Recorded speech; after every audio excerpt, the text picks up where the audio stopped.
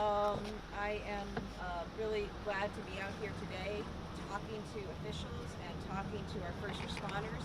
First of all, I want to say thank you to our first responders and all those who worked hard over the last several days to mitigate in the face of some real devastation. And I just want to say that our administration will do everything that we can to make sure that we are assisting our communities, assisting residents who are dealing with varying degrees of loss right now. I'm joined today by our MEMA director, Don Brantley, whose teams have been coordinating with local officials as well.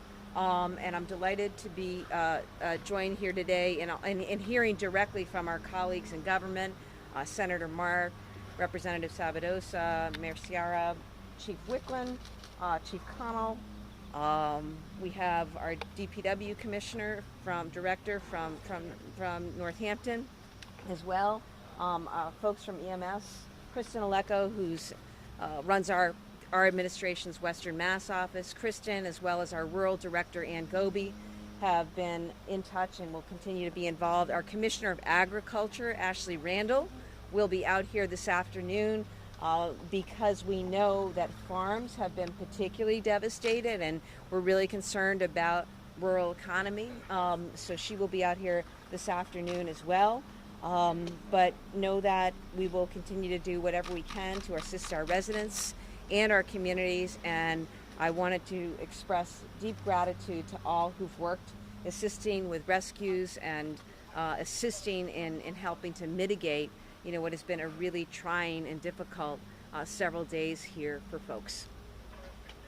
Governor Healey, I know you took a helicopter ride in. Did you get an aerial view of some of the damage? What were you able to see while you were up there? Yeah, I sure did. I mean, when you look at the Connecticut, for example, and just how brown it is. I mean, you see the sediment and just you can see what's happened in terms of erosion and what that has done.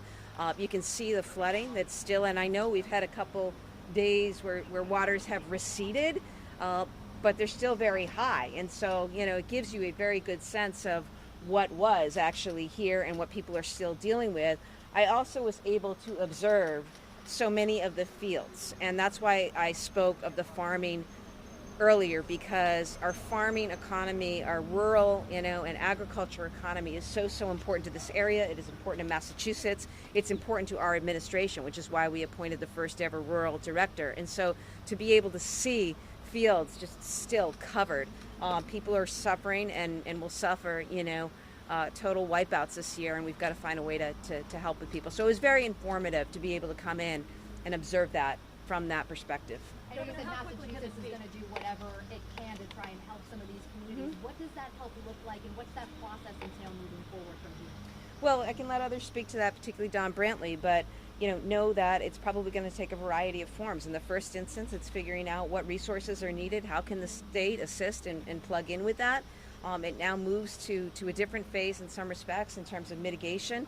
We talked about funding. We talked about funding in particular because we know, at the end of the day, that's what communities and residents, business owners are going to need.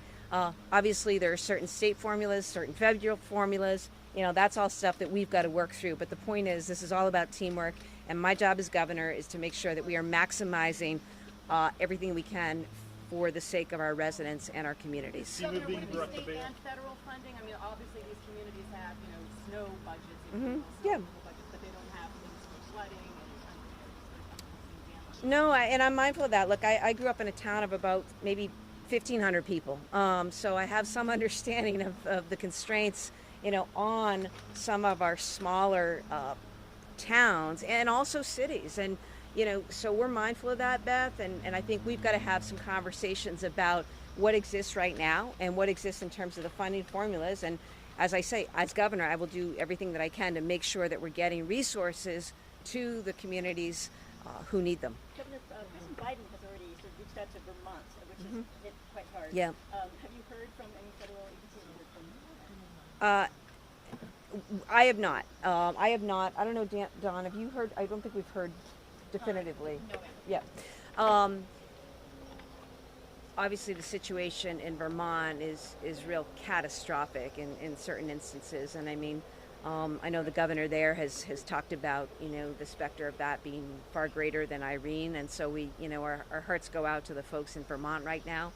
We've said we're ready to assist and provide help there. I know they are getting much needed federal help. We find ourselves in a somewhat different situation, fortunately, though we also recognize that for some here, people are really hurt, really, really hurt, and we want to make sure that we're doing all we can for those folks. So the assessment you're going to spend, or your agencies will spend the next few days assessing the damage of our...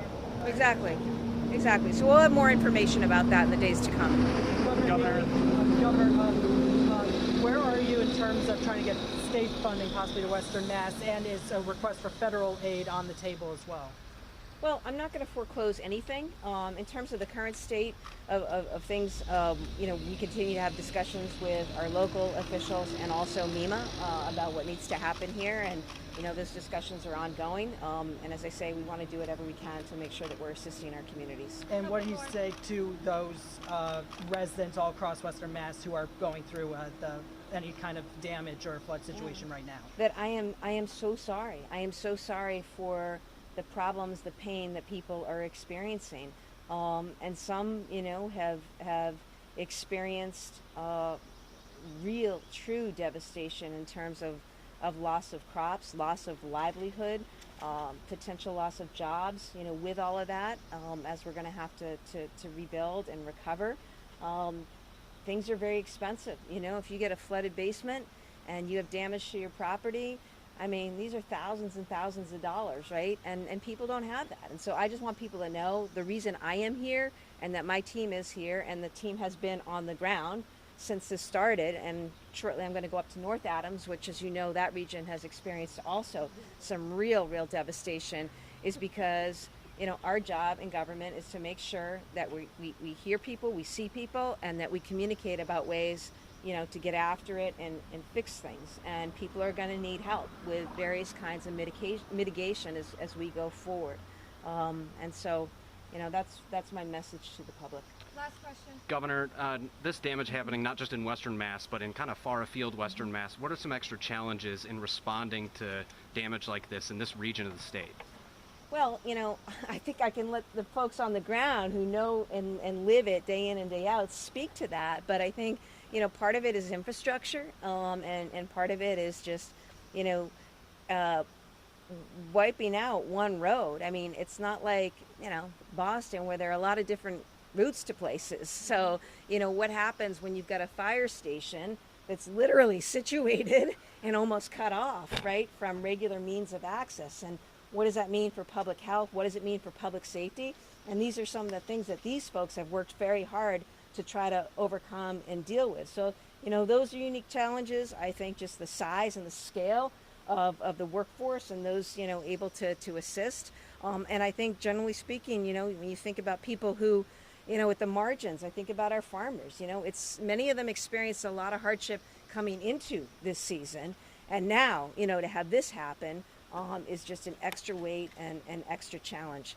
I also, though, want to make sure we hear from our local officials as well, if anybody wishes to say anything.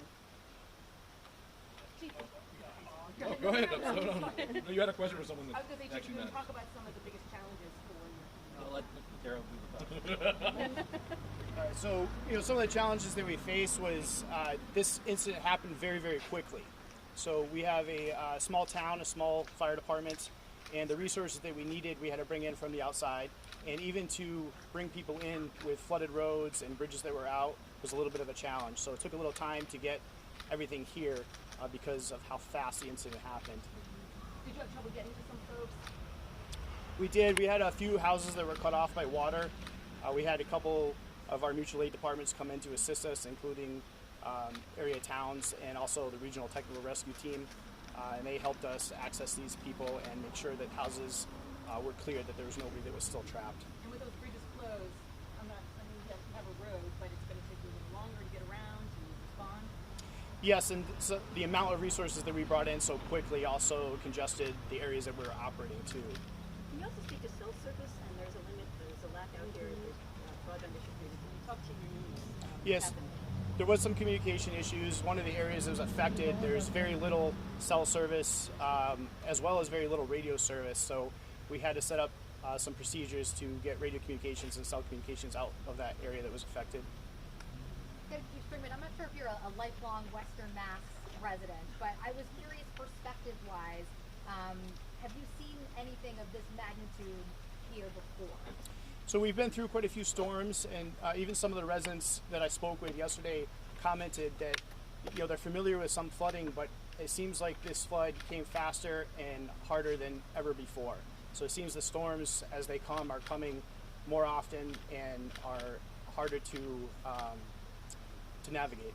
And how are the people? I know some people have been displaced from their homes. Any indication how they're holding up, or what's being done to try and help them when they have no place to go that's their home right now?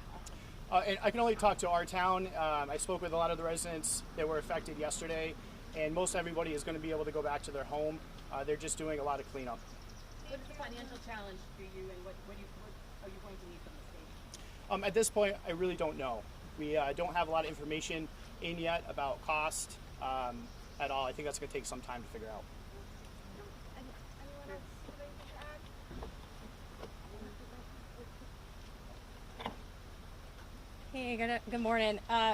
The damage assessment process is underway. MEMA held a coordination call yesterday afternoon with all of the Western Mass communities, with their emergency management officials, who are doing a phenomenal job, and it's our privilege to support and assist them any way we can. That damage assessment process will help us understand the scope and the scale of the event and the financial impact that it's had, and then from there we can begin the process to determine what assistance may or may not be available. How long does that assessment process take when you have so many different cities and towns to get involved with? So each local community leads their own initial damage assessment, and MEMA provides support and some tools to do that. So depending on the size and the scale of the event, it could take a few days to a couple of weeks. We expect this one to be done sometime next week, but no guaranteed date. And then after an assessment, how long is the turnaround time before communities could start seeing any financial relief from the state? That's really hard to say, and so until we know what the damage amounts are, we really can't speak to that. How many Western Mass communities have been impacted? Is it a dozen, half dozen? How many communities have been impacted? That's a good question. So we know of about 10 to 12 that declared local states of emergency. One had repealed it yesterday, Ashfield, and then 2 more will be repealing their state of emergency today. But a lot of communities had significant impacts without declaring states of emergency, so there were quite a few. All right, thank you. We're going to go on to 100 Ashfield Road real quick to see the damage. Your media is welcome to join, but we'll be a couple minutes. Thanks, everybody. Thank you.